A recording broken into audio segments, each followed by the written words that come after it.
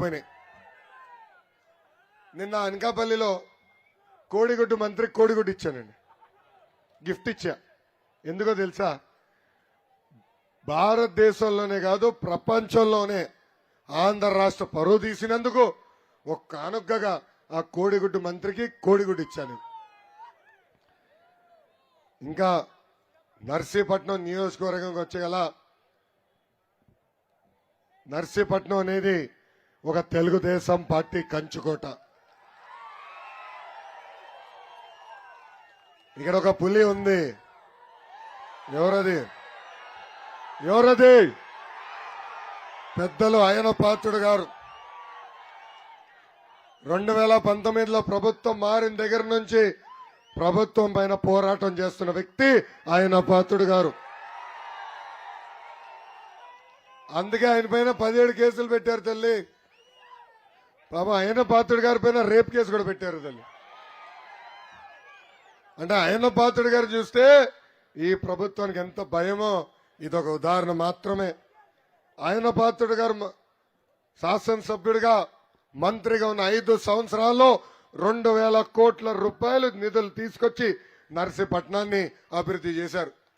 పంచాయతీరాజ్ గ్రామీణ అభివృద్ధి శాఖ మంత్రిగా ఉన్నప్పుడు ప్రతి ప్రాంతంలో కూడా బీటీ రోడ్లు కానీ, సీసీ రోడ్లు కానీ, పంచాయతీ భవనాలు కానీ, అంగన్వాడీ భవనాలు కానీ యుద్ధ ప్రాతిపదికంగా ఆనాడు కట్టారు. ఇంతేకాదు, మీరు చూస్తే పెద్ద ఎత్తున ఆనాడు పరిశ్రమలు తీసుకొచ్చేదానికి పార్క్ ఏర్పాటు చేసి చిన్న పరిశ్రమలు కూడా ఆనాడు తీసుకొచ్చాం. ఏకంగా ఒక్క నియోజకవర్గంలోనే 185 కిలోమీటర్ల సీసీ రోడ్లు కూడా వేసిన ఘనత అయ్యన్న పాత్రుడు గారిది. కానీ మీరేం చేశారు? పాలిచ్చే వద్దని తన్నే దున్నపోతూ ప్రభుత్వానికి గెలిపించారు. తన్నే దున్నపోతూ జోలికి ఎవరు వెళ్ళరు, ఎందుకంటే ఎందుకు తంతులేరా మనకి ఎందుకు లేని. కానీ పాలిచ్చే ఆవు దగ్గరికి వెళ్ళి ఎప్పుడు కొనుగుదాం, ఇంకో 2 లీటర్లు ఎక్కువ ఇవ్వచ్చు కదా అని. పాలిచ్చే ఆవు తెలుగుదేశం ప్రభుత్వం, తన్నే దున్నపోతూ వైకాపా ప్రభుత్వం. ఇక్కడ మీరు 2019లో ఒక గణేశుడిని గెలిపించారు.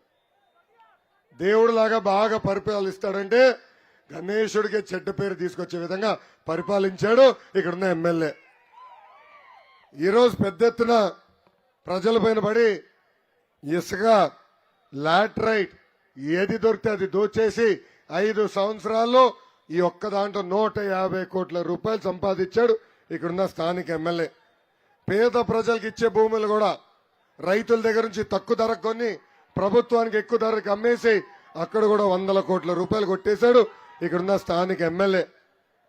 తల్లి పొరపాటున ఎమ్మెల్యేని ఊరికి పిలవద్దు తల్లి, పొరపాటున మీ ఇల్లు చూపించే తల్లి.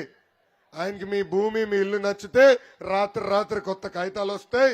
ఆ భూమిలో ఆయన సొంత పేరు పైన కూడా రాయం చేసుకుంటాడు ఇక్కడున్న శాసనసభ్యుడు. మనం చూసాం ఆనాడు ఇక్కడ ప్రభుత్వ ఆసుపత్రిలో పనిచేస్తున్న డాక్టర్ సుధాకర్ గారు ఒక్క మాస్క్ అడిగినందుకు పిచ్చోడిని చేసి ఎట్లా చంపేసిందో ఈ ప్రభుత్వం. అంతేకాదు అయ్యన్న పాత్రుడు గారు 2 కొడుకులు కూడా వదిలిపెట్టలేదు ప్రభుత్వం.